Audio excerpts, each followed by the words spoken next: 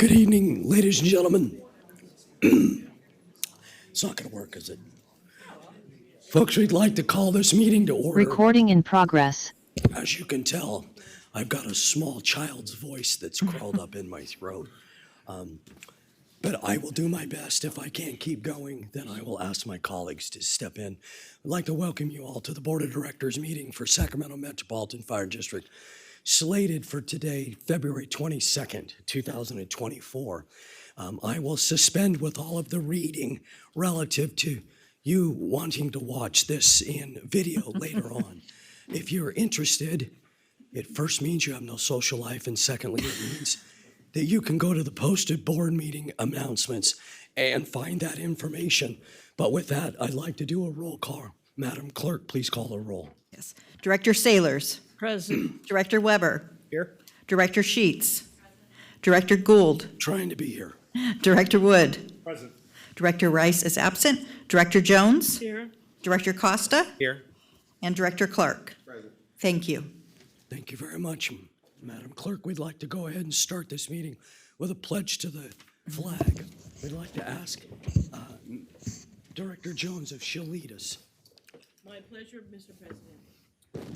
I pledge allegiance To the flag of the United States of America and to the republic for which it stands, one nation, under God, indivisible, with liberty and justice. Thank you, ma'am. Before we get going, as I like to do, embarrass my colleagues. Several weeks now, we haven't had a gavel at this dais, and I was making a big deal about it, I guess. And our dear friend to my right spent a good deal of time, and I just wanted to show you the work that this young man has and the talent that he has. First, he made the pad, with some loser's name on it, and then the gavel, and then actual pictures of him doing the work. He doesn't trust us, but Bob, thank you very much. It's pretty special. So with that, ladies and gentlemen, we'll move on. Again, if you're interested in the Metro Cable announcement, please look at the information. We'll start tonight's meeting with, I'll entertain a motion relative to the consent items. And I want to make a special point of the consent. Tonight, we are actually recognizing through resolution the retirees from 2021 through 2023. I didn't actually run the numbers, but we're probably talking several thousand years of experience in this institution. And I want that you just ponder that for a minute, that tonight we're officially, adopting a resolution recognizing these men and women for literally the hundreds and hundreds of years of service to this community and to this district specifically. So I just want to take a minute and just kind of think about that and let that kind of settle in our minds, because we do consent without much thought, right? That's why it's on consent. But this is one of those times where we really need to just pause for a minute and think about all these folks and the sacrifices, not only that they made, but their families made as well. We're literally, I think, talking thousands of years. So thank you to all the men and women that are on consent that have retired from this organization in 2021, 2022, and 2023. I will tell you that my signatory pen is worn out this evening, just like my voice. So I appreciate that. I'll entertain a motion. Mr. Chair, I'll move the consent calendar. Second. Okay, we got a first, second, and a third. All right. Director Saylors. Aye. Director Weber. Aye. Director Sheets. Director Gould. Aye. Director Wood. Aye. Director Jones. Aye. Director Costa. Aye. Director Clark. Aye. Thank you. Motion passes. Thank you, Madam Clerk. We'll quickly move on to presentation items tonight. We'll start with Chief Mitchell and team. We will start with service delivery update. We just need to call for public comment. I don't know if we have any, but sorry. Sorry, Chief, my bad. No offense taken. It's the throat lozenges that have got me spacing out. Do we have any public comments in the room? None? If any of the attendees online would like to address the board, please raise your hand and I'll give you the permission to speak. No response. think one of these days I'm going to randomly pick people out of the audience for public comment. Some visitors, we'll just have you come up and comment. It'd be fun. Chief, my apologies. We're now done with questions and comments from the public. Please No proceed. problem. Thank you, President Gould, directors, Chief House, everybody in the audience and on Zoom. Adam Mitchell, Deputy Chief of Operations, joined tonight with Jeff Fry. Appreciate him being here. As a request from Director Weber a couple of board meetings ago, we're here to present you a service delivery update on first the phase agreement that started back in May of last year, and then move into what the next looks like, and that's where Jeff will pick up and move us from there. So there we go. We'll try not to laser anybody in the eyeball. We'll start with that. So just an overview of what we'll talk about tonight. We'll talk about where we started, where we're at, what's next, the last update that you all received on the service delivery status was back in August of last year, so about 6 months ago. Before I jump into it, I would like to say a big thank you. Although I'm standing here as the ops chief, a lot of the information compiled in this report came from all over the district, different branches and divisions. So thank you for that, as well as the fact that we've had extensive conversations with 522's leadership, past, present, and moving into the future, so we continue to work together jointly to make sure that we're doing right and doing this for sustainability for the community, our membership, and the organization as a whole moving forward. So really happy to be here in front of you tonight to present this information. So just as a recap on where we started, back last May, there was a special board meeting where this board directed staff to come forward with an incremental change, moving some of our fire department ambulances over to Metro Medic program ambulances. We brought back to the board on the next regular board meeting on May 19th a number of recommendations. It included 3 different phases for consideration. The staff's recommendation was to move forward with both phase 1 and phase 2 at that time, based off of a number of factors. Hiring, a number of unknowns when it comes to the budget. Obviously, we were in the middle of moving into a new fiscal year at that time, and just the workload in general. So we wanted to make sure it was an attainable goal over one fiscal year. And obviously, there was a number of qualifiers in there with factors that we just didn't have control over to address as we went forward. So that was done by consensus at that meeting back last May. And then we provided the update, like I mentioned, back in August. After that board meeting in May, interim fire chief at the time, Haverty, came back to all of you and had some one-on-one conversations where the consensus was, let's try to combine some of the phases, phase 1 and phase 2, into one plan and try to get it done faster, which initially we planned to do.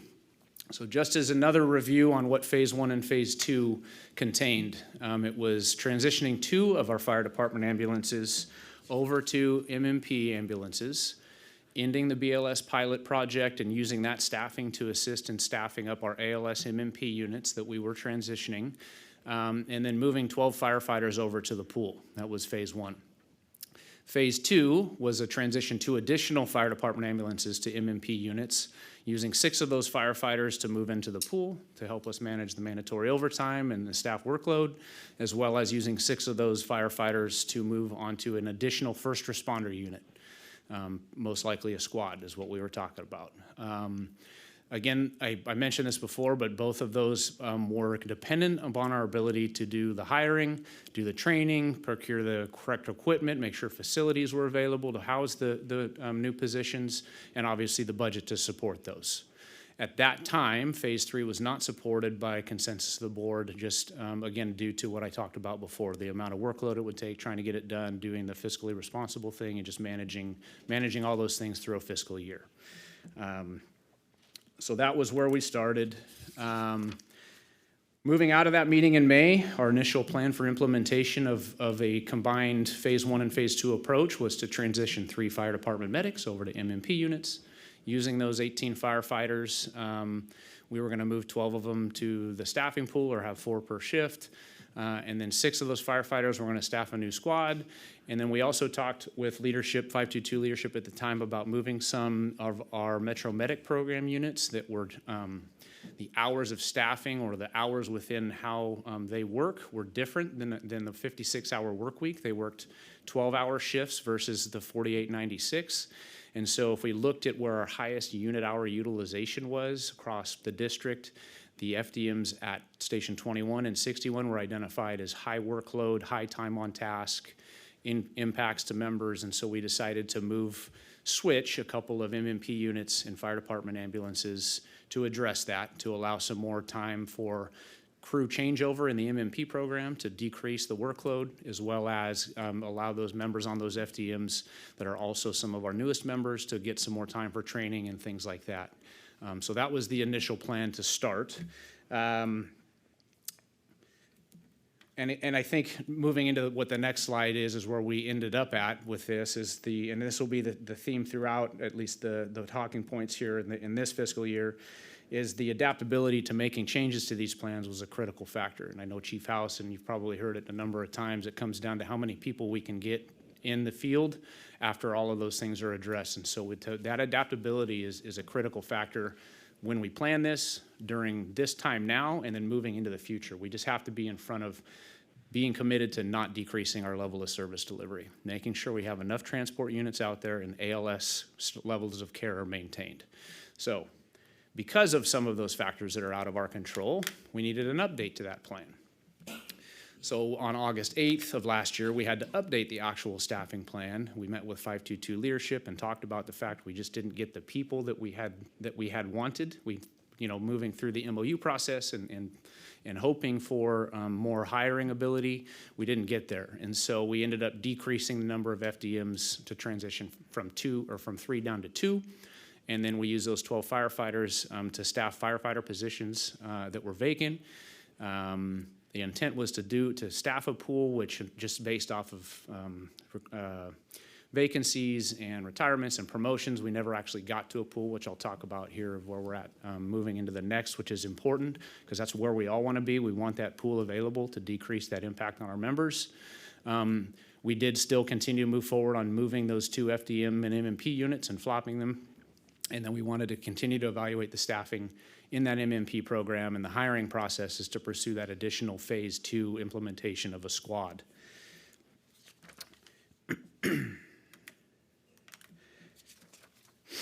So after that last update in August, here is a slide that generally gives you where we ended up being able to find some successes, which is a good thing. We transitioned FDM 105 over to MMP 105. FDM 53 transitioned to MMP 53, and then we did those flip-flops of those FDMs and MMPs for the workload we talked about on the 3rd of September, right around Labor Day. And then moving forward into November of last year, we used the fourth firefighter positions on the SAFER grant from Engine 61 and 63 to implement Squad 61, so that we were able to find a efficiency there and move those folks over to start and getting another squad into the system in addition to Squad 24. And then we placed Decon 110 into service using that SAFER position from Engine 41 that was a 4th firefighter, again to support the priority of the carcinogen exposure reduction and the health of our members and really reducing that exposure to cancer as an initial step, with more coming and to be able to do that quickly and address that moving into the next few months to do more on that end. And then again, we're continuing that recruitment, retention, and hiring effort to stabilize the staffing and bring more folks into the organization, which a consistent theme is this is about people and being able to get them here and get them out in the field to provide the service to the community. So there's a couple of other additional changes due to the transition and those movements that we've been able to do to support our members in the community. The supervision changed over from EMS 24 to the station captains, which helps with the chain of command. It also helps knocking down silos if they existed within the membership and making sure that we are really supportive of the one team of Metro Fire. They were working in fire stations, and that's how that works, and we should be committed to that, and so we were able to do that. We were able to change the time card process to find some efficiencies there, so thanks to finance and a number of folks working through that to figure out how to make that work. Telestaff roster was updated. And so then the switching of the locations, like I mentioned before, was giving those busier medics an opportunity to do some of the things we already talked about. And I think another critical factor that we need to consider, that we did consider then and we will now consider moving into what next looks like, is that we sat down and met with 522 to agree to a contingency plan. Again, to make sure that we are in a good position of factors that we don't foresee or that are not in our control, that if we have any rapid change in staffing levels of our MMP program, we didn't lose any ability to transport and we are able to maintain that ALS level of service that we all want to be dedicated to. So no detriment to the community that we are here to serve. It also, I didn't mention before, but moving those units, the FDM units to Station 29 and 66 allows us, in a situation where we have a large-scale fire emergency or we get a request from the state to respond to an emergency, it gave us some flexibility as both of those stations either have an OES unit or they are on our strike team list to deploy quickly to those emergencies with that fourth member that's part of our CFA and Master Mutual Aid agreements. So some additional ancillary benefits there. So where we're at today, that's where we've been, where we're at today. So this sheet has a lot of numbers on it. I think Laura Kelly's here somewhere. I saw her walk in. There she is sitting behind. Okay. I just want to say thank you to her because she maintains this document to make sure that we have tracking on where we're at with our numbers. And again, there's a lot of numbers on here. It covers all the ranks from battalion chief to firefighter. If the two highlighted areas I want us to focus on is the one there in the middle, which is total firefighters in the pool. We currently have 0, and that's something we want to keep as a high priority to address that workload and maintaining our ability to staff units, but also to give us the reduction in mandatory overtime and have people be at work when they want to be and not be at work more than they want to be. So that's what we need to address, and what this next looks like is going to help us get there. We also, at the levels we're currently at having those 240 firefighter positions filled, and we have 246 seats, we are not at fully staffed in the firefighter rank, and there's -6 right now. So we need to recognize that as a problem and that we're addressing. Right above that -6 number, the yellow arrow on the right, is another -6 in the engineer rank. So we have an engineer's test that's scheduled coming up here this spring in May to address that. We have an anticipated captain's retirement happening next month, and so the next person on the captain's list is an engineer. So by the time we get to what next looks like, we will have -7 engineers and -6 firefighters. So to address those issues, what are we doing? We have the Fire Academy there, you see 24-1 currently has 14 firefighter paramedic recruits in it. We're expecting them to graduate sometime midway, but based off of how we deploy those folks, they go out on a ride-along status in our fire stations for up to 10 shifts to make sure that they have all the tools for success for their career. And so they don't actually count toward staffing till later in June. So even though they graduate in May, they don't actually help us address the shortage of the firefighters per se until that midpoint in June. And then again, we want to focus on continuing to increase the members in the firefighter pool to reduce mandatory overtime. And we do have a fire academy that is right now planned for the fall of this year. So that will again bring us more help moving into the fall. Those factors are, the hiring and the recruitment and retention that we've talked about a lot. We're doing a better job at that. And I know, again, I'm the operations chief talking about that. It falls in another area of the district. But we have done a lot to address that. I will mention here on the next slide something that really puts us in a good position for that moving forward. Again, this is contingent upon whether or not these numbers that we're anticipating actually come through. We're being cautiously optimistic, but I'll be upfront with you that historically it doesn't quite get to where that exactly we hope that it gets to. We could cross our fingers and hope that changes, but we need to be prepared for that. That's how many people are actually here. So our current totals, academy and hiring process impacts of where we're at. In the MMP rank, right now we have 49 folks, 26 paramedics and 7 EMTs. That allows us to deploy 7 MMP ambulances for 24 hours a day. So that number is right at where we need to be for maintaining just barely being staffed at a sustainable level where there's no openings. So we're right there right now. It's not necessarily ideal. We try to get out of the 7 positions it takes to staff each of those 7 ambulances. We try to hire 4 paramedics for every 3 EMTs, just because that ALS level of care factor that we're trying to maintain. So our plan for the upcoming academy that starts in the middle of next month. We are hiring or anticipating to hire 27 recruit MMPs, which will be a very sizable class. That's a very good number to start with. And again, I'm looking back here at HR and their work. Melissa Maddox is here and what they've done to put us in that position to be able to do that. There's some decisions that were made to help capture as many folks as we could into that academy, knowing that we want to get there sooner rather than later and address the problem.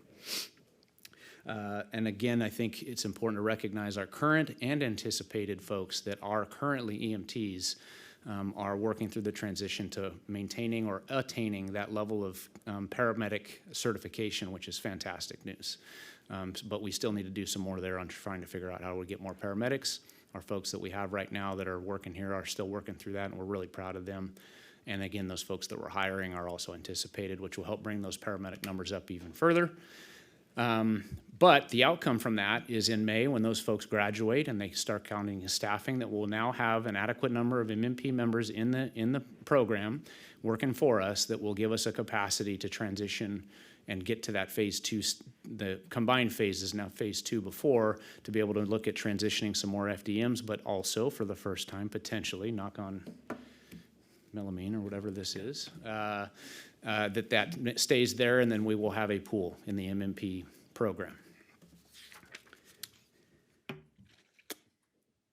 So what's next? Additional plan changes for this fiscal year. Again, there's the big red if. As long as we get the numbers to stay, this is the most ideal situation we can be at, and we'll adapt if we need to from here.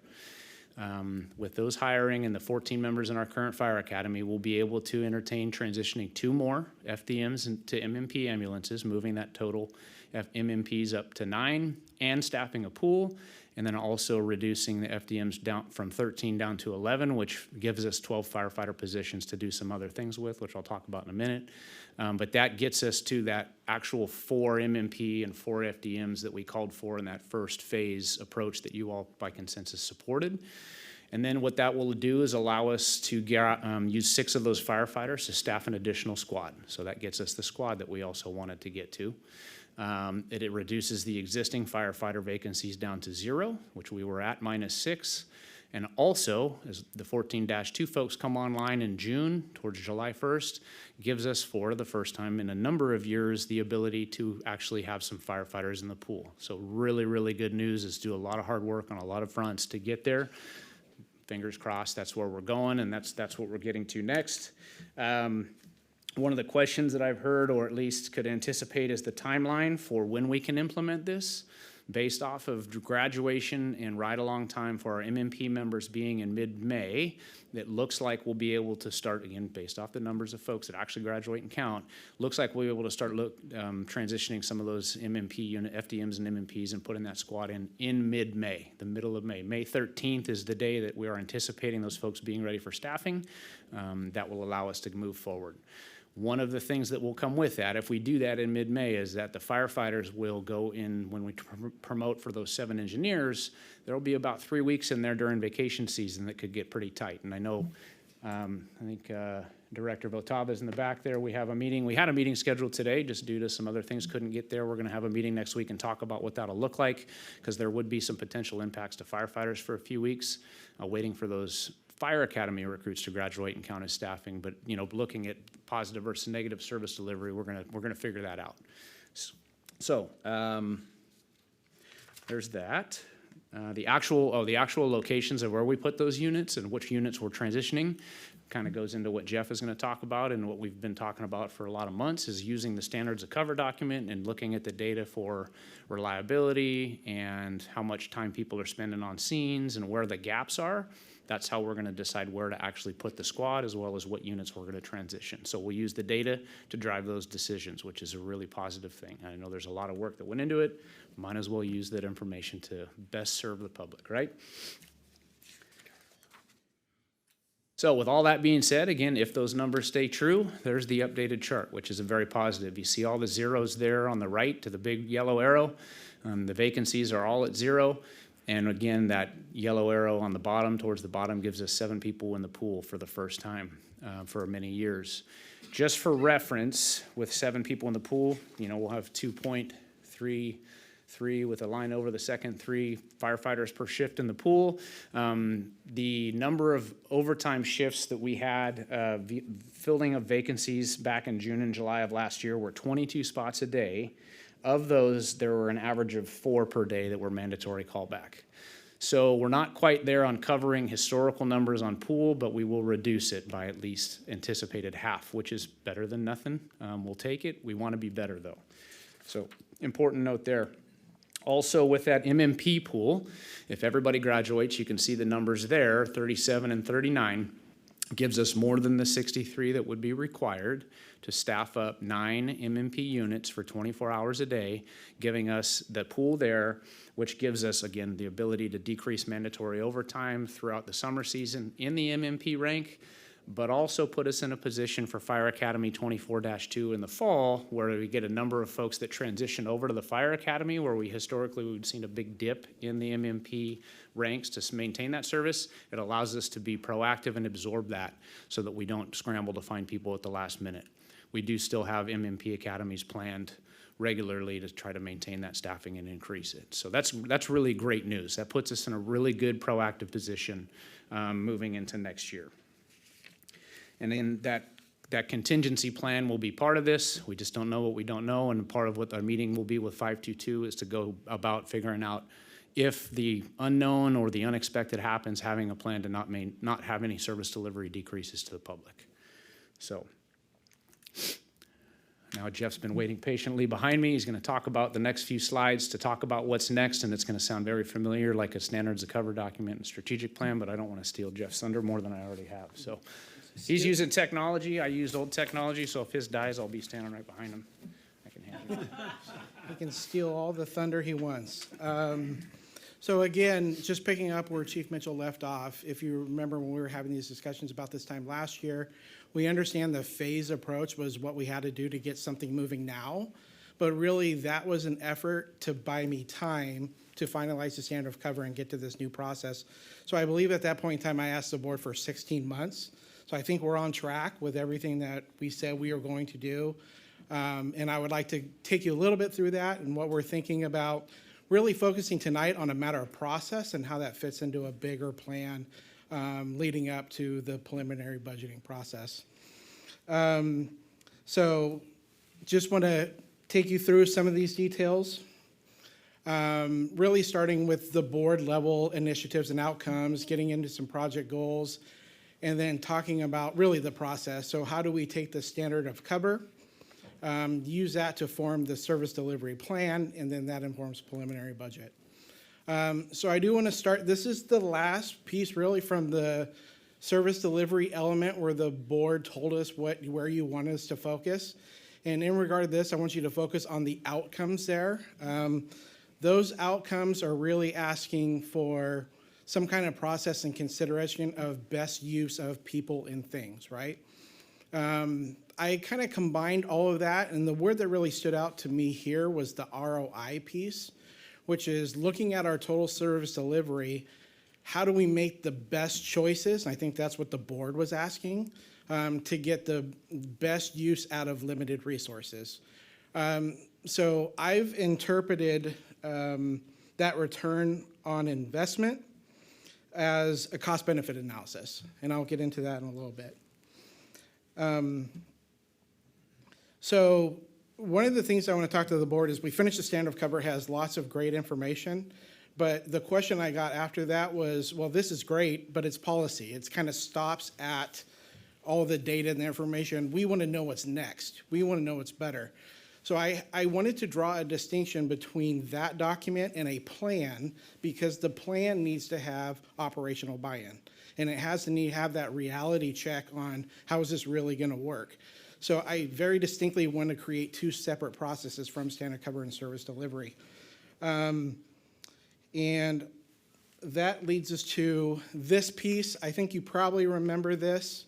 The board did ask us for some objectives and then outcomes. I think I gave the board this at the workshop that we had on the Saturday.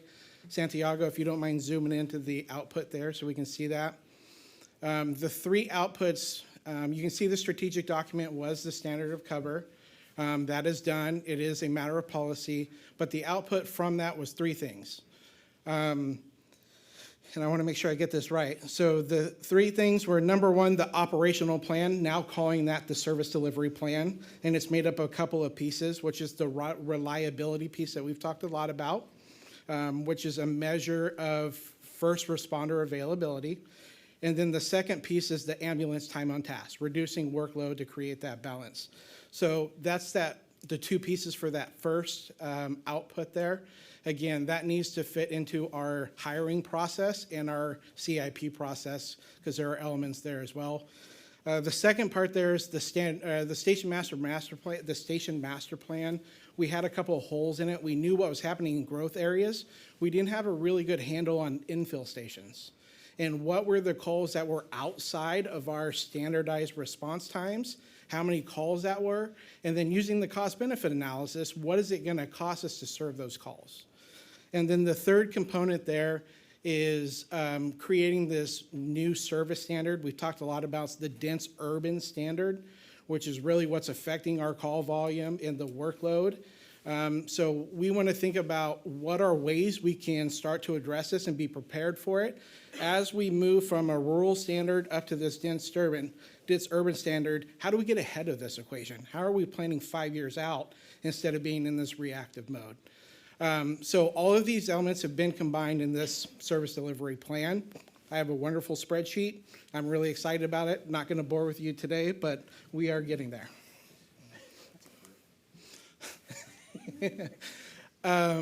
So now just focusing on process. That really catches the board up to speed on where we're at. Now, how do we reassemble the service delivery team as it was originally conceptualized, talk about these things, agree on a path forward, and then come to the board with solutions that meet all those criteria we just talked about. So we had that kickoff meeting January 22nd. I'm glad I included it on the slide. It existed of the executive staff, the command staff, the 522E board, and we included the fleet manager, because one of the big constraints in this is access to vehicles. So we really needed that input on how do we start to solve some of these issues. We agreed on the data. We agreed that the standard of cover is accurate, it reflects what we have, and that it's a good reference document to start to get to better. And we agree on the end goals. What does better look like? We all know what we want. Now, the challenge is how do we get there?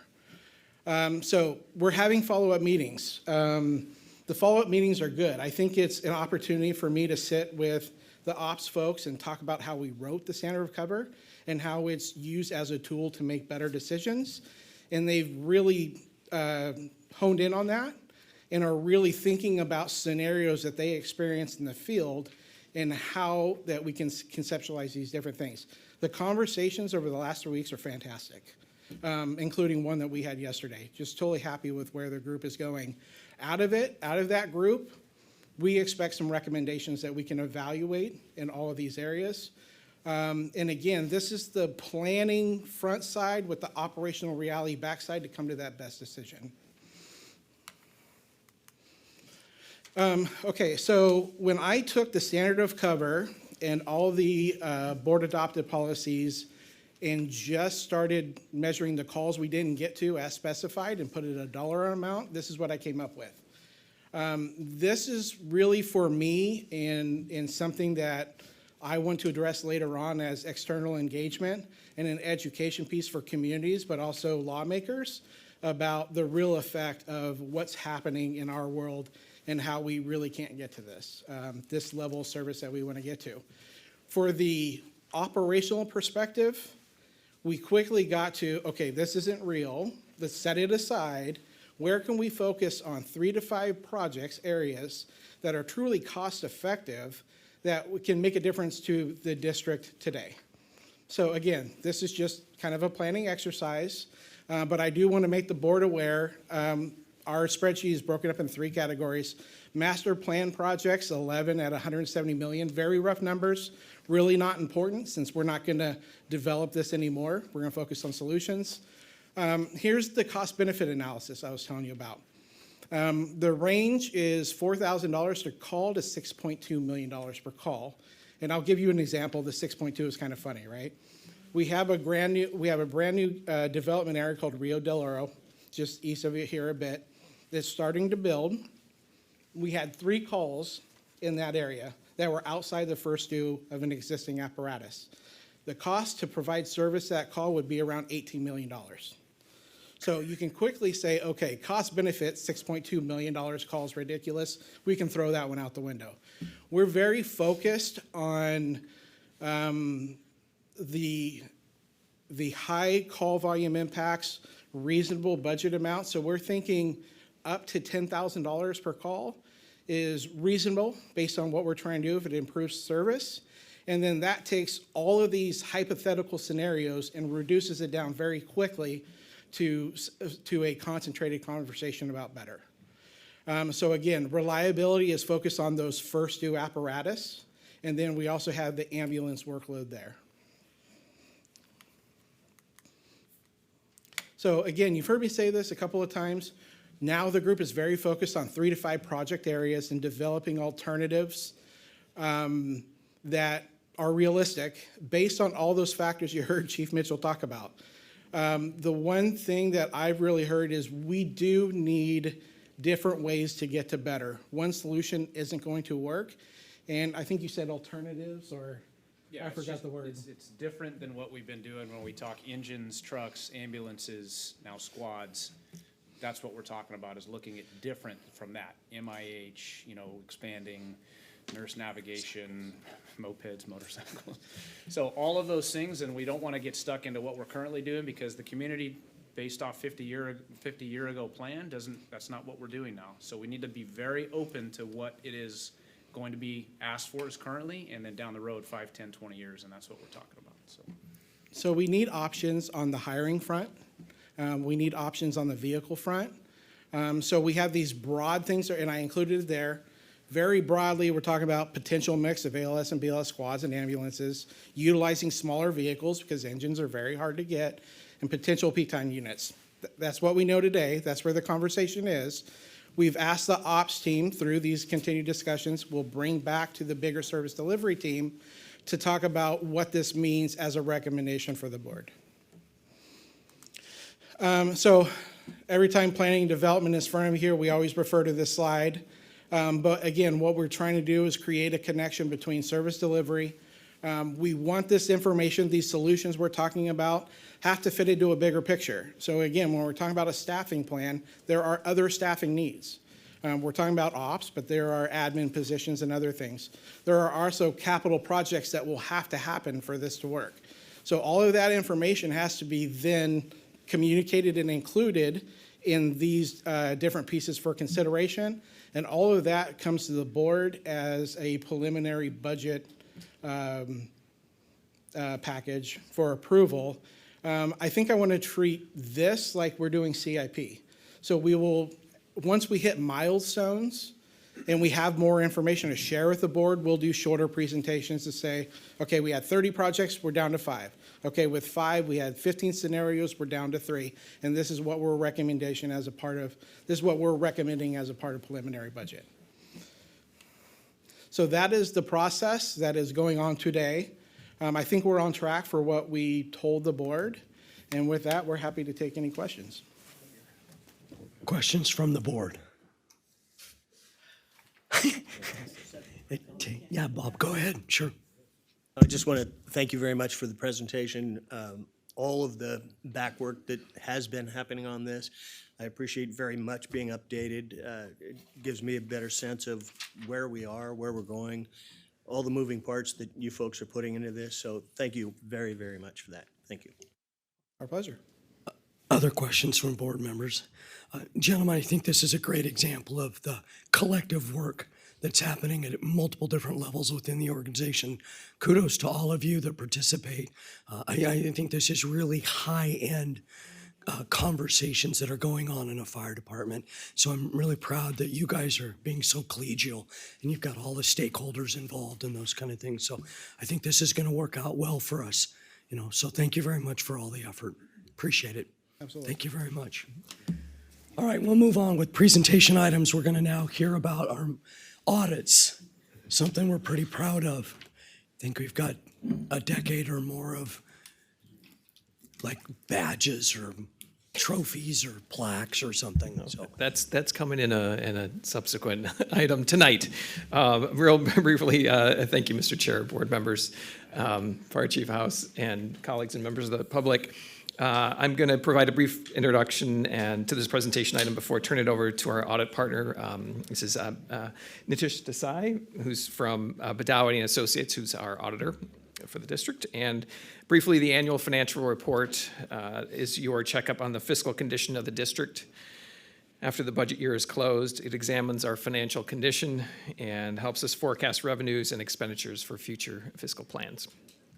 This presentation follows our annual practice and finance and audit policy, which directs the annual audited financial statements with the independent auditor to be reviewed in open session. So we're fulfilling that tonight. Under that policy, I'll just read for a moment. This review shall include a discussion of significant issues regarding accounting principles, practices, audit findings, disclosures, judgments, and any other requirements under accounting standards and rules, end quote. Badawi and Associates has issued an unmodified opinion, also known as a clean opinion, with our financial statements. And this year's ACFR will be submitted to the Government Officers Finance Association of America, there's the award, for the Certificate of Excellence Award, which we have received for each of the last 9 years. Finally, I want to recognize that the ACFR is prepared by the Finance Division with support from district divisions and in accordance with generally accepted accounting principles for state and local governments. With that, I will turn it over to our auditor. Thank you.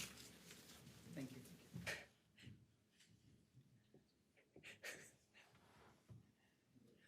who's got the clicker? Oh, got it, please. Right, thank you.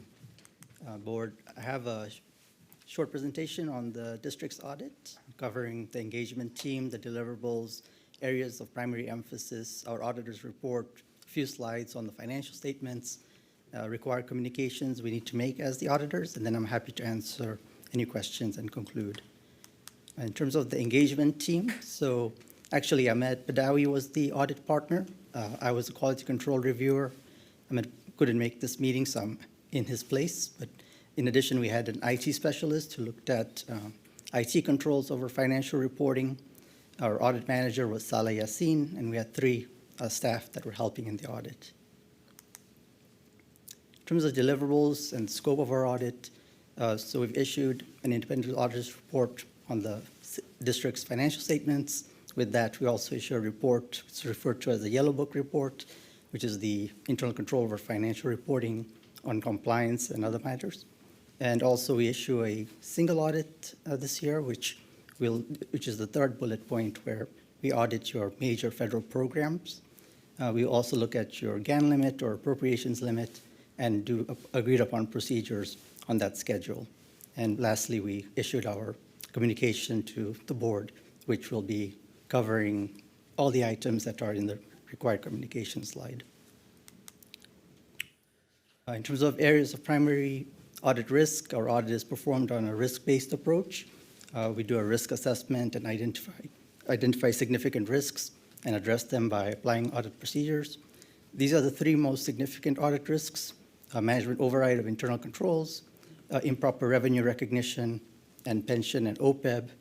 These are not necessarily unique to the district. The first 2 exist in all audits, reviewing whether management followed their internal control policies.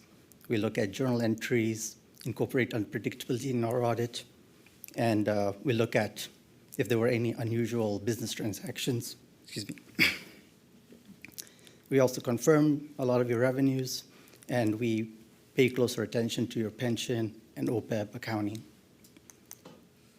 In terms of our auditor's report, so as mentioned, we issued an unmodified opinion, which is a clean opinion. That means that your financial statements are presented fairly in all material respects. Significant accounting policies have been applied consistently. Your estimates in the financial statements are reasonable, and the disclosures are clear and transparent.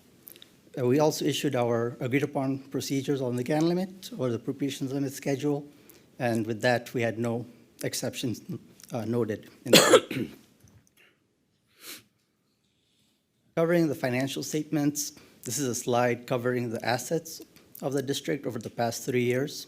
You'll see that over the past 3 years, there weren't any significant increases other than the deferred outflow of resources, which is mainly in relation to your pension plan, where there are timing differences, where deferrals are made and recognized in expense over an amortization period. This is a slide covering your liabilities. So you can see some unusual trends with your pension liability, and that's mainly as a result of gains and losses that CalPERS incurred in 2021 and 2022.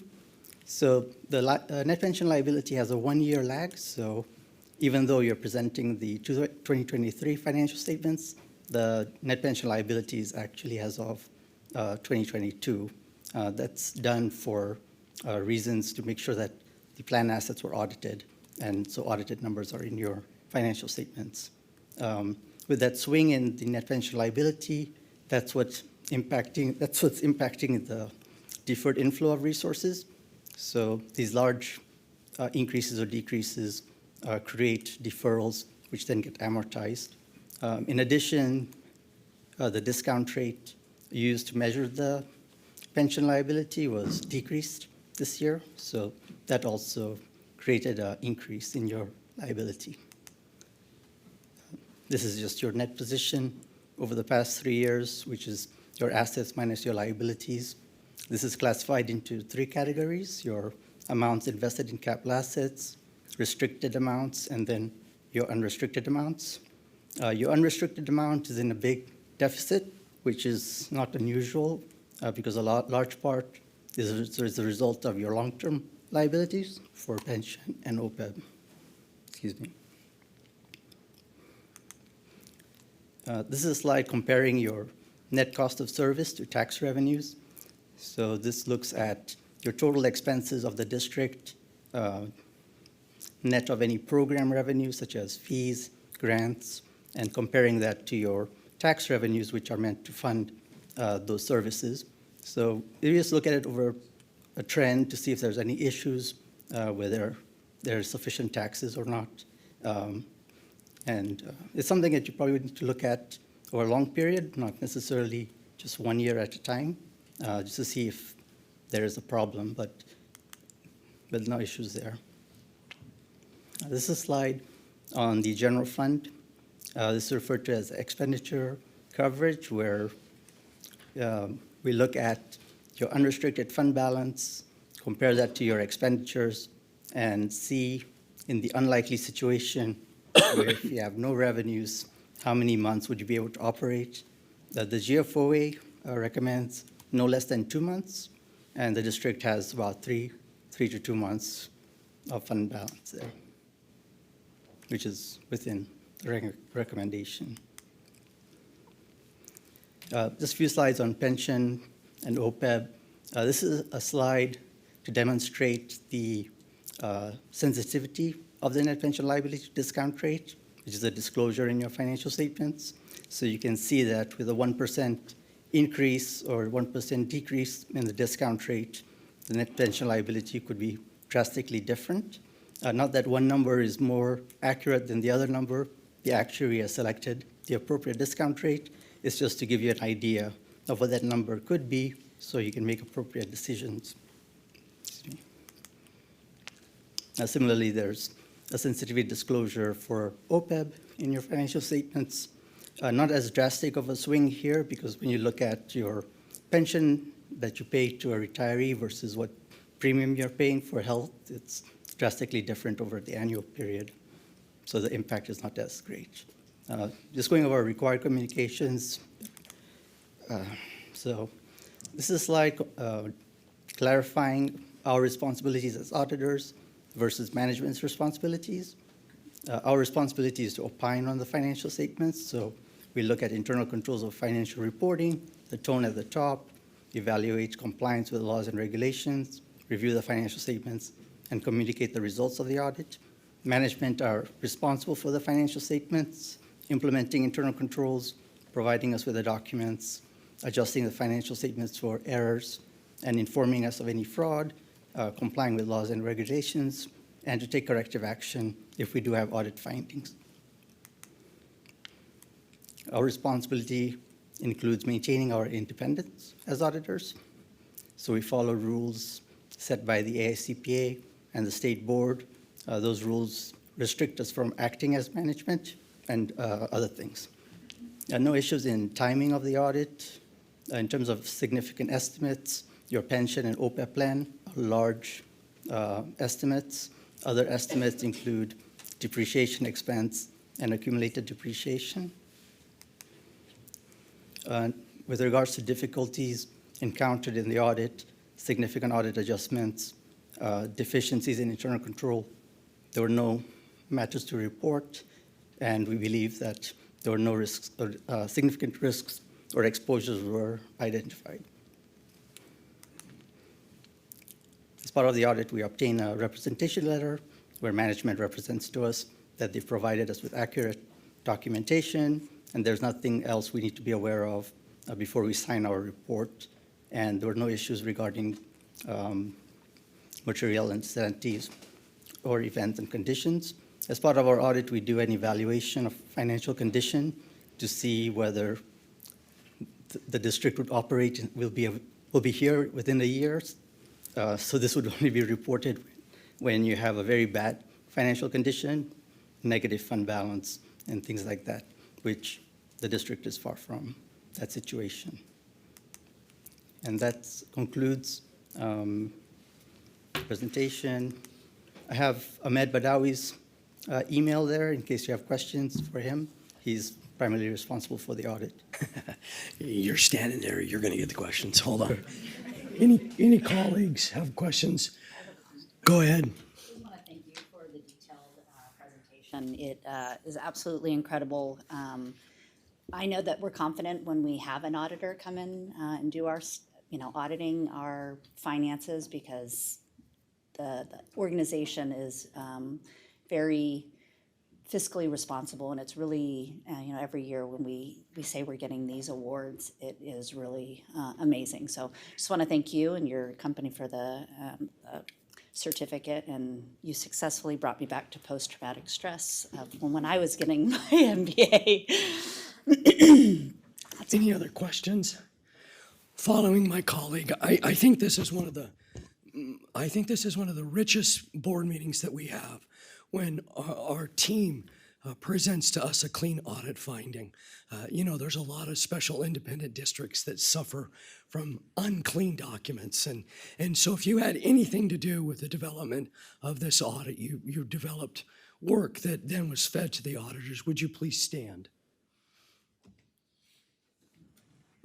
Come on. And we have a lot of people come up here and get a lot of kudos. But folks, you save our biscuits, right? Because you do the work that we have an actual oath that we take as elected officials that say that we will make sure that this district stays solvent. So you're helping us. I know for me personally, I am so proud of the work that all of you do standing today, because you tell the citizens that when they pay their taxes, it's safe and it's used appropriately and it's not being taken advantage of. And that comes from all of your work. I couldn't do this stuff for 2 minutes. My head would explode. But thank you very much for that. Kudos to all of you for the work that you're doing to keep this district in such a fine, sound financial shape. And I think you should be proud. I'm hearing that we're going to get this is a slam dunk, right? The award's going to come. How could it not? We'll find out. Yeah, it's a done deal. It's a done deal. So anyway, thank you, sir. No other questions? Thank you to all of you for your hard work. Okay, with that wonderful presentation item, I think we will start with action items. We have an action item adopting a resolution for non-safety, and I think the next two or three action items come from you, Miss Melissa, correct? Yes. Okay. Thank Good you very evening, directors, Chief House. I'm Melissa Maddox, the HR manager here at Metro Fire. This will be obviously way less complicated than all the other presentations we've seen tonight. So the first resolution that I have, we're here to ask for authorization of the revisions to the safety unrepresented resolution and also the non-safety unrepresented resolutions. Basically, with the safety resolution, the only change is the addition of the wage adjustment that's effective January 1st of 2025. That was met and conferred on and negotiated by 522. The fire chief has generally extended that out, onto the unrepresented contracts to make all of the pay raises equal for all employees. The changes to the non-safety resolution was mostly cleanup.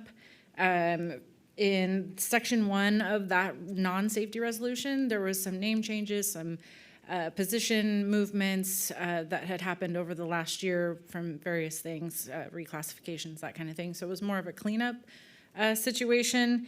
And then along with the wage adjustment that's effective January 1st of 2025. And then in section 16 of the non-safety resolution was adding language to be consistent with all the other contracts regarding probationary periods for new employees and for newly promoted employees. That has always been the practice, is that everyone serves a 1-year probation when you're hired here. But we realized it wasn't necessarily spelled out in that resolution. So we just literally took the language from the other contracts and put it in the non-safety just to make it absolutely clear. So with those two, we're just asking for, we're recommending adoption of the 2 revised resolutions for the non-safety and the safety unrepresented confidential employees. It's a lot longer than that, but Right. I'll not make it so complicated. Any questions before we take roll? You know who doesn't have a 1-year probation? The knuckleheads up here. Okay, so with that, let's go ahead and let's take these one at a time. So action item number 1 is adopt resolution for non-safety as it's been described by our HR manager. Do I hear any questions? I see a motion from Director Weber. Can I get a second? We have a second. Please call the roll, madam. Director Saylors? Aye. Director Weber? Aye. Director Sheets? Director Gould? Aye. Director Wood? Director Jones? Aye. Director Costa? Aye. Director Clark? Thank you, motion passes. Thank you very much. The next item on action is adopt a resolution, a side letter for the administrative support personnel, unrepresented confidential employees, and senior safety management employees. Yeah, that one, there was a typo. I made a typo on the agenda. It is just the first adopt resolution side letter for administrative support personnel, period. And the recommendation is correct, and so is the reso. I don't know if you have anything to say on it. There's first two resolutions of the unrepresented. There's the non-safety unrepresented resolution and the safety unrepresented resolution. Yeah. Yeah, so we need I think- another motion on Yes. item number 1 before we move to number 2. Clark, and who was the second? Okay, thank you. And I'll do roll. Saylors? Aye. Weber? Aye. Sheets? Gould? Aye. Wood? Aye. Jones? Aye. Costa? Aye. Clark? Thank you, motion passes on both of those. Okay, so now. And now we move to number 2, yes. Okay, just trying to stay ahead of it. Yes, So, the admin support Did personnel. we get it? We did, didn't we? We got a motion from him. Yes. Did we get a second? Was that you? Ted? Yeah. Okay, Yeah. so we've got a first and a second on action item number 2. No typos, we're good, as read. Okay, Madam Clerk, please call the roll. Yes, Director Saylors? Aye. Director Weber? Aye. Director Sheets? Director Gould? Aye. Director Wood? Aye. Director Jones? Aye. Director Costa? Aye. Director Clark? Thank you, ma'am. Thank you. Appreciate that very much. We'll move on to reports. Please follow my lead. I have no report. If you could, just keep these fairly short. We do have an esteemed attorney in the room, actually 2. But one of them's charging us big money. 3. Any secret attorneys around here? So we need to move this along to get to closed session, if you don't mind. So with that, I finished my report. Chief, you're up. I will keep mine short. It's all about our people tonight, as we've seen here tonight. That's kind of report. In this time of need of paramedics, I want to really congratulate a firefighter EMT who, on his own during probation, successfully graduated and is now a paramedic. That is firefighter Brandon Mason. His recent promotion was effective February 8th. I'd also like to welcome 3 new employees into our organization. First is Nicholas Smeaton, who was hired as the position of fire mechanic in the fleet division effective February 13th. Jasmine Vu, and she is here tonight. She's going to give you a really quick introduction of herself and say hello for an official welcoming. That is Jasmine Vu, hired for the position of office technician in the Community Risk Reduction Division effective February 14th. And Maria Palma, who is also here tonight for a quick introduction, hired to the position of office technician in the Logistics Division effective January 29th. If I could get Maria and Jasmine up to the podium and say hi, please. This looks like it was a voluntold.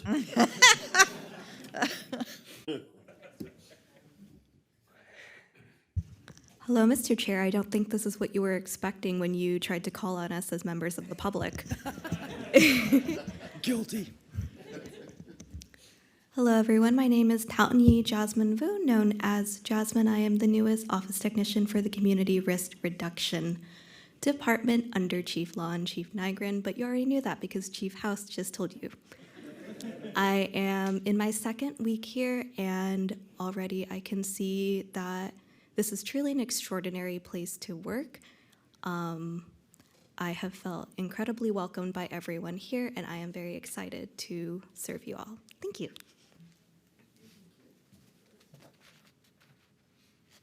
Good evening, everyone. My name is Maria. I am the office technician for the Logistics Division.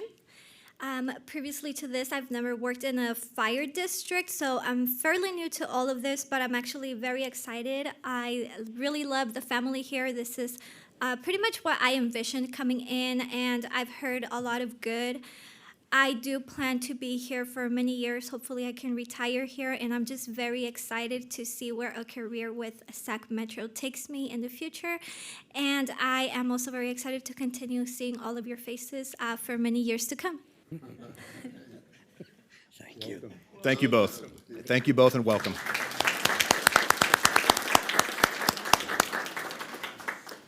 And last, I'd like to welcome and introduce you officially to Coach Patrick.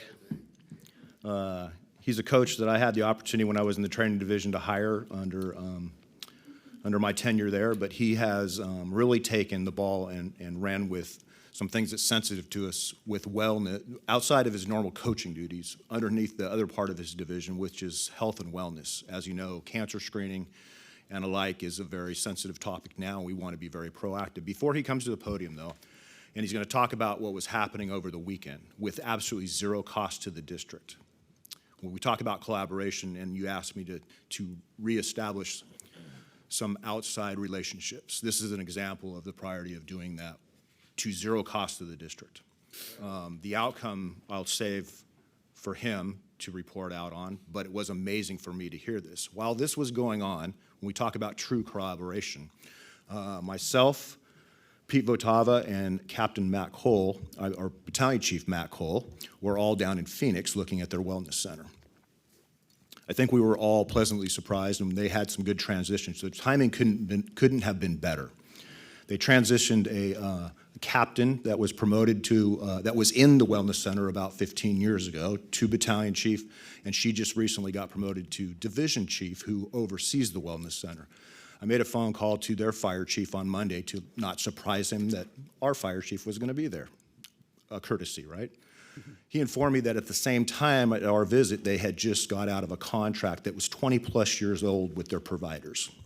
So they had a new contract, so we were able to talk about their RFP and what they identified as efficiencies, increasing efficiencies for today's tenure in wellness. At the same time, they had a new contract that was 20 years old and hired a new clinician for their peer support opportunities and mental health. So we also were able to have a very in-depth conversation on that. The realization that I think Pete would probably talk about when he gives his report is that we were pleasantly surprised. Although it looks different, it's hot in Phoenix, so it does. What we are doing here is equal to, if not greater than, what they brag about, their wellness center. It's just done differently. The conversation evolved, though, is where we found true efficiencies, to have a conversation where she politely closed the door and said, I'm going to be brutally honest with you. And if anybody knows me, I love those type of conversations. So she educated us with her new tenure down there on some areas that we had asked about. If you had to do this in our shoes, where would you focus some money today? We were able to have that direct conversation, which enabled the collaboration of the pocket of money, the $300,000 that was in the MOU that is going, as went to 522, where we can collaboratively work together for some advancement. I believe Pete's going to talk about that tonight, so I won't steal his thunder, but I want to also respect what you asked me to do is shorten this up. So I'm going to give the microphone over to Coach, let you introduce yourself, but please really highlight the success of this weekend that cost the agency nothing other than time.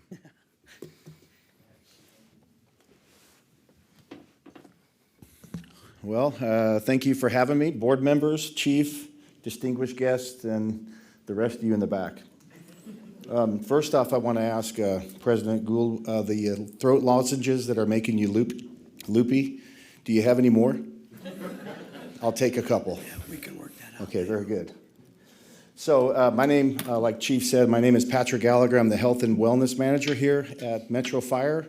I've been here roughly going on 6 years. When I started, I was the Health and Fitness Manager. And when the reclassification came, the topic was, from my time here, I noticed the need. The fitness side, I will tell you, Metro Fire is a very fit district. Sure, there's some outliers and there's some things we can always do. But when it comes to fitness, we pretty much are spot on. Our members are above average when I compare them to the rest around the state and especially out of the state. What was lacking was really, like everything we're seeing, is the wellness side. And when we talk about wellness, that's a holistic approach to their bodies, the whole membership, and how we take care of that. So not just fitness, but also rest, recovery, nutrition, mental wellness, peer support, all those things that we all know about. And so that was the main drive for the change in the name to wellness. And I've taken that on full throttle. And so to date, we have many things going on, but the one I did want to talk about that Chief alluded to was the skin cancer, the 2 days we had the skin cancer screenings. And we started on Saturday, 9 a.m. When I first put it out, I put out 48 spots. Those 48 spots got filled in, I do believe, right around 20 minutes from the email. And so then I had to put out another email saying, okay, let's set up another round. And then I brought in a third dermatologist. And so we got up to 150, and 140 showed up. And I was very happy with that. The foundation is called the Anthony Valenta Foundation in collaboration with CalDerm. And CalDerm is a local group of dermatologists that have partnered with the Andy Valenta Foundation as well as the Firefighter Cancer Support Network. They brought their folks in, and it was just such a well-oiled machine that they came in, they set up. The dermatologists, what was nice about the dermatologists is that they were all from different, one from Kaiser, one from Sutter. I'm not sure where the third one was from. So when it came time to get the results, we, like personally, I had the screen done, and the gal from Kaiser was there. And I got her information, and she's ready to see me as soon as I make the phone call. And so they were really good at not only doing the exam, but also providing all the information to make sure those folks go and get seen further. And just so you know, this was a screen that provided a referral. There was no diagnosis done, but based on what they found, they gave information for those that were there to take it to their primary care and get what they need done. So from the 140, We had 86 members with no findings, and that's good. We had 35 referrals for questionable things that they found. We had 27 biopsy referrals where that needs to be taken off and looked at, and we had 2 melanoma findings. And as far as I'm concerned, 1 is wonderful, 2 is wonderful as well. And I don't want to say that like it's a good thing, but it's a great thing that we caught it. So hopefully those folks, they go get themselves taken care of. I'm sure they will. We know nothing about that other than just the numbers. So that's what happened this weekend. This is just one of many things that we're working on. Matter of fact, since last week, or since yesterday, I do believe, I got a call from someone from, I think they were from UCLA, and they want to come and do esophageal cancer screening. Now this one, they're doing it for free as well, and they handle all the scheduling, all that stuff, and so that's to be determined, and I'd like to go over that with the powers that be and see what that looks like. Now, when I will tell you, when they talked about what it takes to check for esophageal, yeah, I said, well, we're not going to tell that to the members until they get there. Oh, we didn't tell you. And it was a shock in the skin cancer one when they said break down to your skivvies, and I was like, excuse me?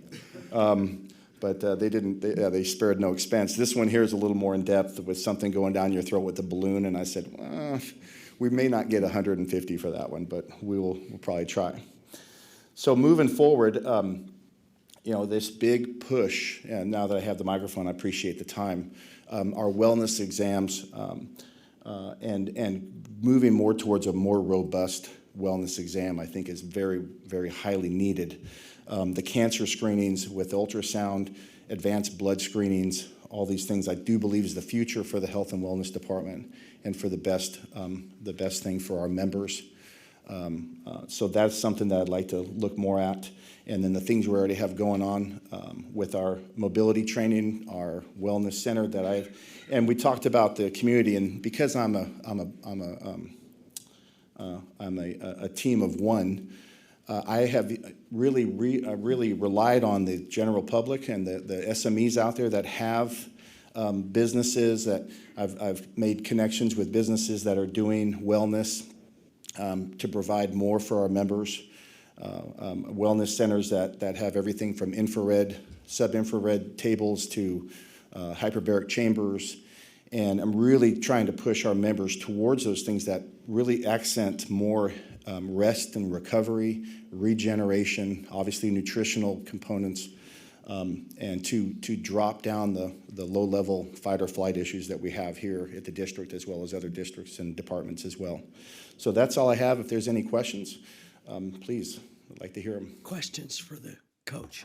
I don't have a question, but I have a comment. It's great to see that we're being proactive and yes, for prevention for our employees. Absolutely. Yeah, thank you. And that's and it's an honor to do it. And just one last thing before I leave, we talk about like Bobby over in safety and all the PPE and I say that the safety division protects the firefighter from the outside in. The health and wellness protects them from the inside out. And so that's always been my goal since I've been here. And I appreciate the ability or the chance to do it. And I appreciate your time. Thank you. Any other questions? Chief, back to you. Thank you, Coach, and welcome once again to our new members, and that's the end of my report unless you have questions for me. Questions for the chief? Thank you very much. We'll move on to ops report. Chief Mitchell. Yeah, thank you, President Gould. I will bring up Chief Farika to continue the focus on our members to talk about the shift commander spotlight tonight. So, Chief. Thank you. President Gould, board members, Chief House, colleagues, and guests. I'm Joe Furica, Assistant Chief in the Operations Branch, currently assigned as the A-Shift Commander. Tonight, I would like to highlight the level of professionalism and training that we all expect from our members. On February 10th, Engine 110 and Medic 105 responded to a report of an unresponsive male. When Engine 110 arrived, they found an unresponsive male on the ground being assisted by 3 bystanders. Tonight, I have the crew from Engine 110 here to introduce themselves and tell you a bit more about this incident. Captain Ross. Thank you, Chief Farica. Thank you, Board. Thank you, Chief House. As the chief indicated, we were dispatched to an unresponsive person. En route, we were informed that we had bystander CPR being conducted prior to our arrival. Upon our arrival, we did witness 2 individuals actively engaged in bystander CPR, which appeared very effective from our standpoint. Later found out that there were actually 3 that were involved prior to our arrival in total. The crew initiated patient contact or patient care, confirmed that this individual was in fact in cardiac arrest, initiated ALS interventions, and prior to transporting the individual or loading the individual into the ambulance, we were having a full conversation with an alert and oriented person. The point that the crew and I would like to highlight is the fact that the difference was made by the fact that we had people, bystanders, without a duty to act, taking action based on recommendations that are presented to the public every day from many sources on how to save a life in the event of a cardiac arrest. And they were performing this function flawlessly. We had the fortune of being the crew that responded, but as the district expects, we were doing what we're supposed to do. So the difference was made prior to our arrival, and I believe the outcome is successful still to this point. But thank you. Captain Ross, can you call the rest of your crew up here for a moment, please? You're having chest compressions done.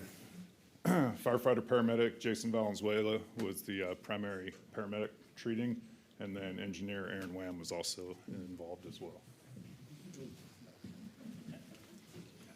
At this moment, I'd like to have Chief Fernicki come forward.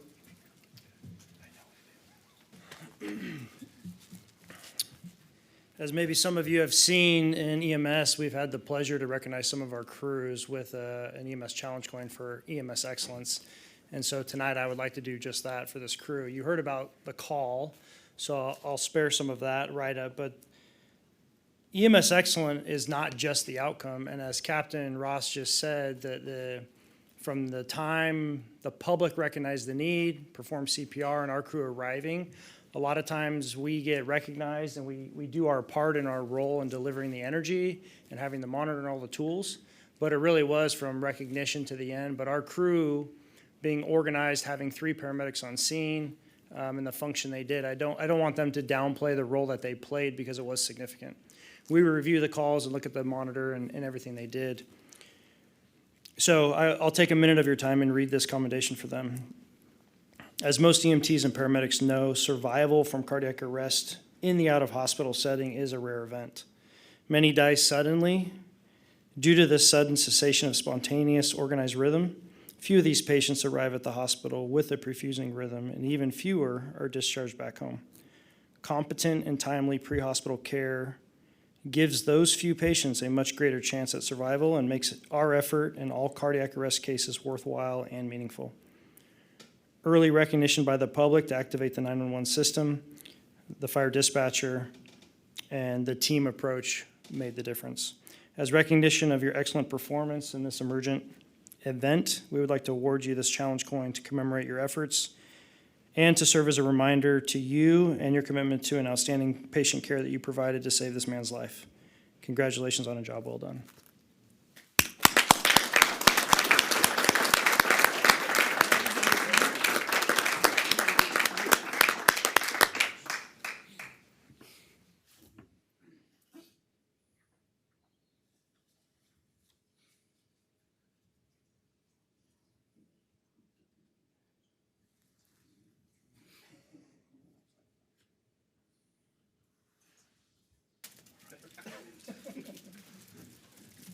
Thank you, guys. And just so you know, Engine 110 and their crew were only one part of this life-saving effort that resulted in a successful outcome for the patient. Medic 105 and the 3 civilians that were also involved in this will be recognized at a later time. Just timing-wise, they were not available to be here tonight, so we will make sure that the rest of the people that were instrumental in this will be acknowledged. Yeah, hey, Chief Fernicki, can we have you come back up front, please? Oh, he's doing his photo op, media opportunity. Do you guys want to do it in front, or? We want to interrupt. No, you're fine, so, all right. Obviously, I can see it on your faces, the immense feeling of pride beaming from all of us. And also, I would just like to, Captain Ross's humility in redirecting the recognition back to the members of the public. I mean, the leadership is incredible. I'm almost at a loss for words. I'm really proud, as usual. But I would also like to continue the surprise recognition. Just a question, or just a review of history. What was happening back in February of 2004, 20 years ago? The top song on the country charts was Alan Jackson's Remember When. Top movie grossing in that year was Shrek 2. The $1 Million Baby won the Academy Award for Best Picture. George W. Bush was our president. Arnold Schwarzenegger was our governor. And Metro Fire was lucky to see the hiring of Assistant Chief John Rednicki. So I am proud to present Chief Rednicki to his surprise, this 20-year employment pin here tonight in front of the board.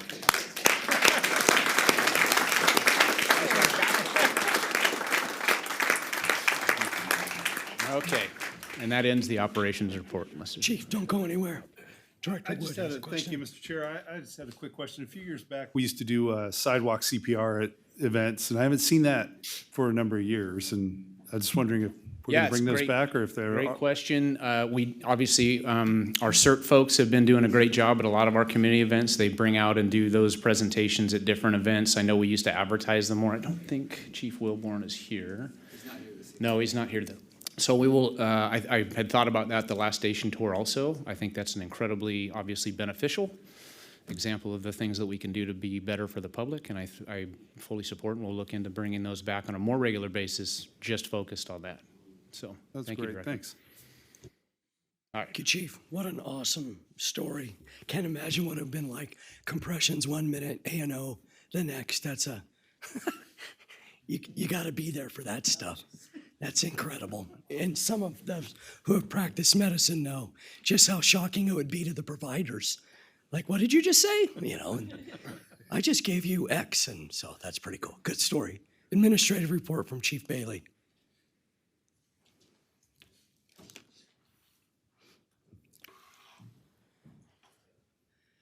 One of you is going to have to do it, or we're going to move on. Good evening again, Mr. Chair, board members, Fire Chief House, colleagues, members of the public. Mr. Chair, you gave, you kind of led into this already, so maybe you tipped my hand. But I did, what I wanted to present here is have the finance staff all come up. We do have, this was not the night of the ACFR, the financial audit report, and typically, as you recall, Mr. Chair, like we do talk about the awards that we received at that time. This year, there's just more awards to talk about, so we're doing it as kind of a separate agenda item and just inserting into the admin report. So to take them one by one, this is the with the annual comprehensive financial report. It's the one with all the numbers on it. So this is the annual comprehensive financial report. We received it for our last submission for 21-22, so we're missing a button that will, when we receive it, it'll go there. This was the 9th year in a row. You can tell by the number of buttons, there's 8. We need to add a 9th. So the ACFR is a group effort across the division. So I just want to introduce the contributors here: Damon Chung, Milton Mora, Marie Jones, Tara Mailer, Ron Empedrat, our controller. Come on back. Sarah. Sarah Ortiz, Doreen Guerrero, Emily Brown, and Robin Almeida. So this is most of the finance team that all contributed to the ACFR and have done so for 9 years. So it's to their credit to the many years of success there.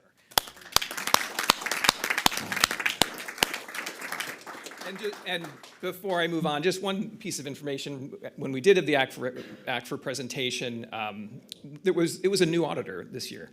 So I just want to point that out, as you had a new auditor that provided a clean opinion. So we essentially got a fresh look on your financials and got a clean opinion. So I think it's worth recognizing now too. So I know that we're short on time, so I'm going to move quickly into the next awards too. Sticking with the Governance Finance Officers Association of America Awards, we also received the CAR Award recently for our 21-22 CAR Community Annual Report, which I know many of you use and hand out. It's an excellent tool to introduce the department.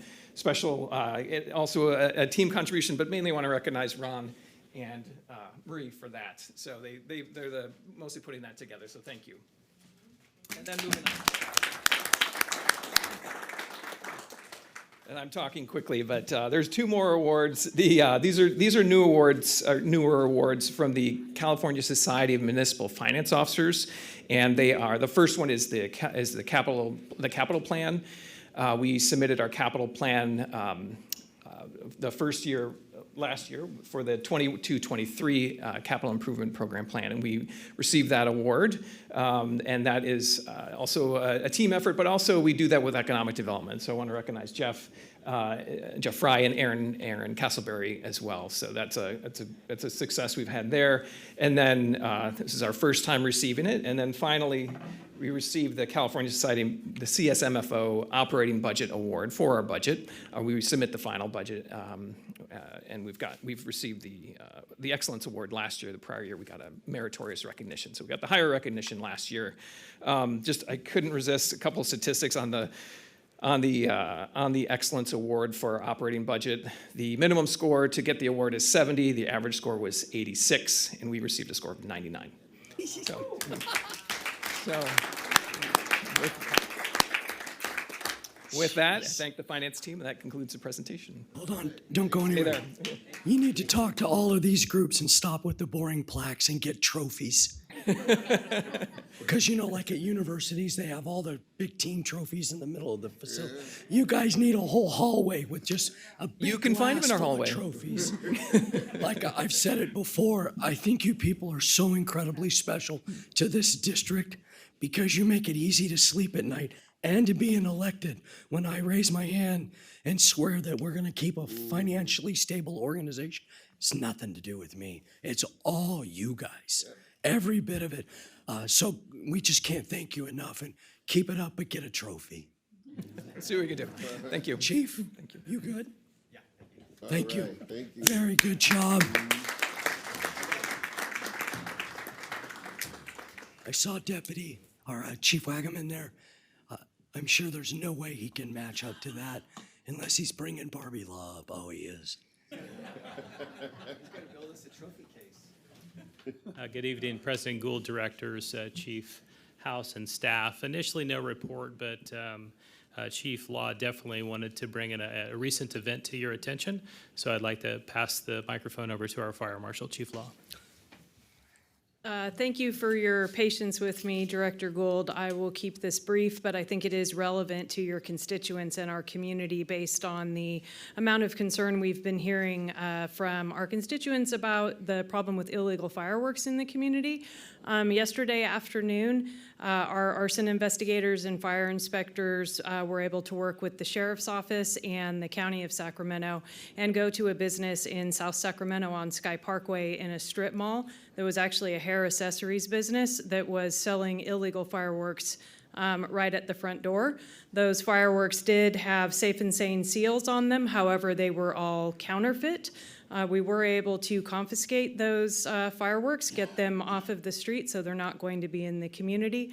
And I wanted to bring that to your awareness. We're working with our PIO to put out some more information about that, which went out earlier today. And before the meeting started, I was communicating with CBS to get that story out there and the word that we are not going to tolerate illegal fireworks in our community anymore. Thank you. Nicely done.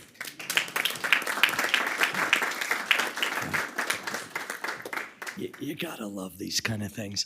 All right, let's move on to Local 522's report. Definitely doesn't look like Sean at all.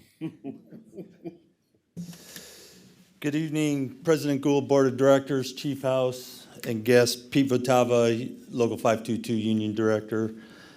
First off, I want to thank Chief Mitchell for your presentation tonight with the service delivery. We're going to meet next week with Sean Scollard, and we're going to come up with a plan to continue to move this ball forward and implement these plans in converting MMPs, implementing first squads, and so on and so forth.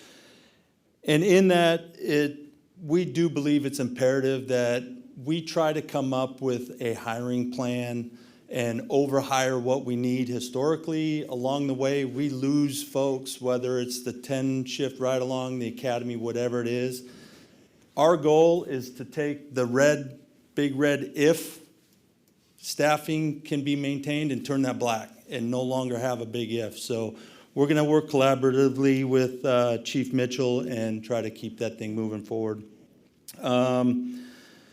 Let's see, we completed our side letter. Thank you to Melissa and her HR team for completing the side letter for the comms tech folks into the ASP unit.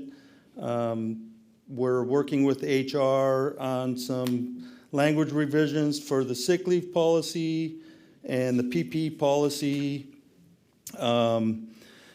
And let's see what else. 522 and admin, as you know, we're working collaboratively with the Honor Guard and plans for Anthony Benalicia's celebration of life coming up on March 2nd, as well as the movement of him down locally on the 28th. So fit for the day, we are canceling our labor management meeting that was made for that day for that event. So, and then finally, trying to keep it short and sweet so you can get into closed session. As you know, Chief House, myself, and Battalion Chief Cole did visit Phoenix on the 15th to the 17th. We met with Division Chief Joanne Caldwell, who you got a little bit of history from Chief House. To say the least, I think it was an interesting visit, but it was also very nice to see how we operate as a district and what we have in place currently. It's just like Chief said, in a different format. Arizona work rules and California work rules, as we know, are very, very different. So their reasonings for doing some of the things they do are very different than what our vision and goal is long-term. So we're gonna continue to meet Chief Cole and Chief House and myself to continue to put a plan together from the things we did learn while we were there and the things that we know today. And like Chief House alluded, coincidentally, on the same weekend we were there, Coach conducted his skin test screening, and I can tell by the looks on all of your faces when you heard not only the thirst for that from our membership, that it filled in 20 minutes and that he put it out again and it immediately filled, but also the results from that. Zero is the number, and anything other than zero is staggering and it's uncomfortable. And so the 300,000 that we have in place with our MOU and working collaboratively to move this thing forward. And if it's cancer screening that we begin with, it's obvious that the thirst and the need for that with our members is there. They want that, and they want it sooner than later. And we need to keep our members healthy and longevity for themselves, the family, the district, and their communities they serve. So looking forward to working further with Chief House and Chief Cole and putting a program in place and a long-term vision. And I'll definitely keep you in the loop and updated as things progress on that. So any other questions? Otherwise, I'm contained. Thank you, sir. Thank you. Appreciate that. We'll now move on to committee and delegate reports. I have no report from the executive committee. We'll go to Com Center JPA. AC Green, don't see him. He's not here. He loses out. Yep, no report. Oh, okay. We'll now move on. Finance and Audit Committee, Director Jones. Thank you. The Finance and Audit Committee met this evening, and we received a very good comprehensive a report up through December 31st, as well as a preview for our preliminary budget, or mid-year budget review. And that will be coming to the full board shortly, or soon, and so we'll be able to take a look at that. Two key takeaways. One is that we continue to analyze our PPGEMT revenue and balance our budget according to the revenues received. That's very important. We're keeping a good, staff is keeping an excellent monitoring system in place for that potential revenue. That's excellent. And the second one is that we are within $500,000 of balancing our projected budget with the mid-year review. That's a very, very, very small amount based on our entire budget. So that's excellent news. The projections were almost right on in terms of all those big numbers. It's excellent, excellent outcome. On our sheet here, it's, I beg to differ, but I believe our next meeting should be scheduled for March 21st at either 5 or 5:30, depending on content. Want to see everybody there. Thank you. Thank you. Director Costa, Policy Yeah, Committee. I'm watching you. Thank you, Mr. President. No report. Our next meeting is scheduled for March 14th. Okay, thank you for that. Let's move on to board members' questions and comments. Director Saylor. Thank you, Mr. President. I have no comments tonight. Thank you. Director Weber. You're up. I'll save my comments for the next meeting, which will be very, very long. My comments will be tonight, nothing. He's giving us that heads up. Director Costa. Thank you. No comments. This is excellent. Director Jones. Thanks to everyone. All the presentations spoke for themselves. Finished. Thank you very much for that, Director Sheets. No comment. No comment. Thank you, Mr. Chair. Okay, last thing.